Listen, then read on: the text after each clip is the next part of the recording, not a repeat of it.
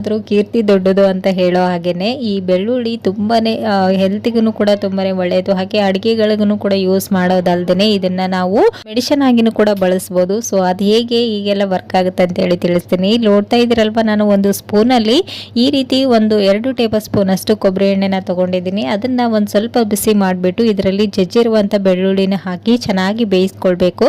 ಈ ಬೆಳ್ಳುಳ್ಳಿಯಲ್ಲಿರುವಂತ ಅಂಶ ಎಲ್ಲಾನು ಕಂಪ್ಲೀಟ್ ಆಗಿ ಕೊಬ್ಬರಿ ಎಣ್ಣೆಯಲ್ಲಿ ಸೇರ್ಕೊಳ್ಳೋ ಹಾಗೆ ನೀಟಾಗಿ ಈ ರೀತಿ ಕೆಂಪಗೆ ಆಗೋವರೆಗೂ ಬೆಳ್ಳುಳ್ಳಿ ನೀಟಾಗಿ ಇದನ್ನ ಬೇಯಿಸ್ಕೊಂಡು ತಗೊಂಡಿದ್ದೀನಿ. ಸೊ ಇವಾಗ ನೋಡ್ತಾ ಇದ್ರೆ ಒಂದ್ ಸ್ವಲ್ಪ ತಣ್ಣಗಾದ ನಂತರ ಇದನ್ನ ನೀವು ಕಿವಿಯಲ್ಲಿ, ಇವಾಗ ಸ್ವಲ್ಪ ಕೂಲ್ ವೆದರ್ ಇರೋದ್ರಿಂದ ಮಕ್ಕಳಿಗೆ ಕಿವಿ ನೋವು ಜಾಸ್ತಿನೇ ಬರ್ತಾ ಇರುತ್ತೆ. ಸೊ ಹಾಗೇನೆ ಹುಳುಗಳೇನಾದ್ರೂ ಸೇರ್ಕೊಂಡಿದೆ ಕಿವಿಯಲ್ಲಿ ಅಂತಂದ್ರೆ ಇದನ್ನ ನೀವು ಡ್ರಾಪ್ಸ್ ವೈಸ್ ಅಲ್ಲಿ ಈ ರೀತಿ ಹಾಕೊಳ್ತಾ ಬರಬೇಕು.